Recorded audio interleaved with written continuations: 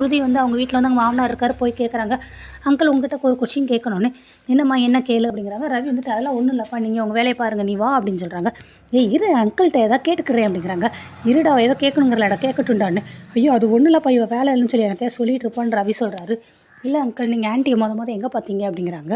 இந்த இப்போ கூட பார்த்தேல அப்படிங்கிறாங்க. அங்கிள் மொதல் எங்கே பார்த்தீங்க அதை தான் நான் கேட்குறேன் அப்படிங்க. ஓ அதுவா மொதல் 1980 அப்படின்னு சொல்லி டயத்தெல்லாம் சொல்லி மார்ச் 21 காலையில் 10:30 மணிக்கு அவ்வளோதான். அப்போ தான் நான் மொதல் பொண்ணு பார்க்க போனேன். அந்த மாதிரி பிங்க் கலர் சாரீ கட்டியிருந்தா, காதில் வந்து இந்த மாதிரி குட்டி ஜிமிக்கி போட்டிருந்தாலும் எல்லாத்தையும் சொல்கிறாரு. பார்த்தியா அங்கிள் எல்லாத்தையும் ஏமாச்சிருக்காருன்னு. எப்படி இப்போ இத்தனை வருஷத்துக்கு முன்னாடி நடந்தாலும் இன்னும் ஏமாச்சி சொல்கிறீங்கன்னு.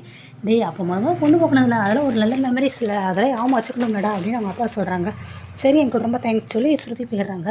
அடுத்து அவங்க அம்மாட்ட போய் கேட்க போகிறாங்க. ஆண்டி நீங்கள் அங்கிள் எப்போ பார்த்தீங்கன்னு. எந்த அங்கிள்னு. ஐயோ ஆண்டி ரவியோட அப்பாவன்னு.